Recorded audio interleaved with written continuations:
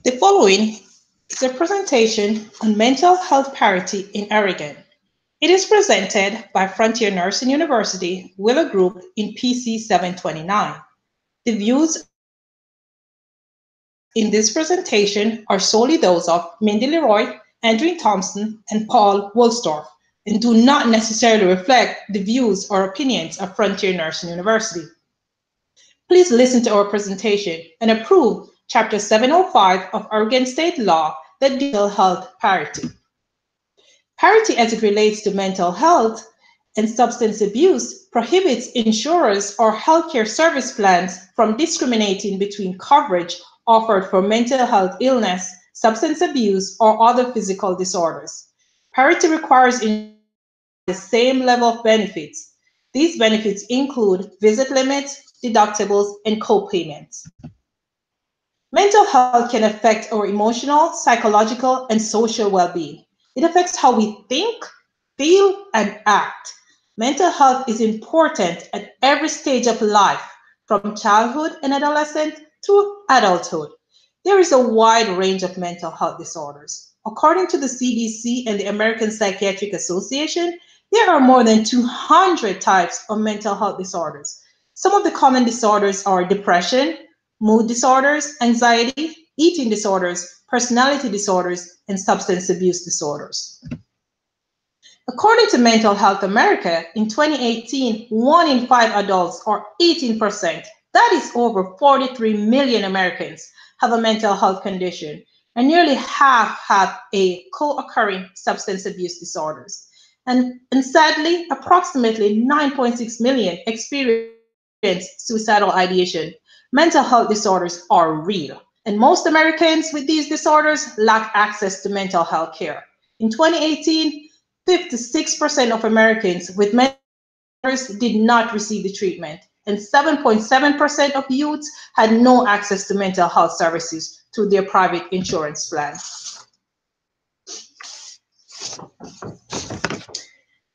As this map of the United States illustrates, mental health is prevalent throughout the US, and Oregon has one of the worst ranking. According to the Oregon Health Authority, mental health is prevalent as 1 in 5 adults suffer from mental illness, and the state has one of the highest prevalence of mental illness among youths and adults. Suicide is higher than the national rate for over 30 years. In 2015, 762 people committed suicide. These people are crying out for our help. We need to find a way to help them. It is not surprising with the opioid crisis in the US that Oregon deaths from opioid overdose increased from 73 deaths in 2000 to 332 deaths in 2011. And in 2016, over 1,800 Oregonians died from mental alcohol-related causes. We need to protect our citizens with mental health conditions by increasing access to mental health care. In 2016, an evaluation was conducted and there was significant provider-to-patient disparity, where there was over 5,600 patients to only one mental health care provider. This is unacceptable.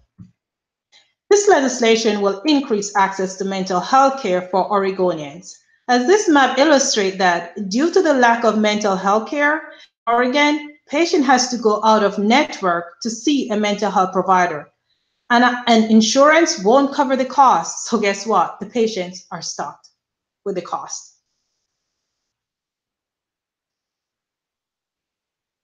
By approving Chapter 705 of Oregon state law, it increased access to mental health care, which studies have shown will improve outcomes. It will increase substance abuse treatment reimbursement and increase the utilization of mental health services statewide. And it will also decrease the out-of-pocket cost for the insured. This legislation could also prevent tragedies like what happened to Troy Vincent, a 46-year-old male from Lowell, Oregon, with a history of abuse and brain injuries, who in 2007 attempted suicide and homicide by using an air-compressed nail gun to shoot 3-inch nails into the 31-year-old female's head and into his own. Or Ricardo Cheney, a 32-year-old male with a history of mental illness from Eugene, Oregon, who in 2014 went on a shooting rampage that resulted in the death of a 79-year-old retired University of Oregon professor, a deputy, and his own suicide. Or Tanya Yutt, a 39-year-old female from Milwaukee, Oregon, with a history of bipolar, who in 2007 committed suicide by shooting.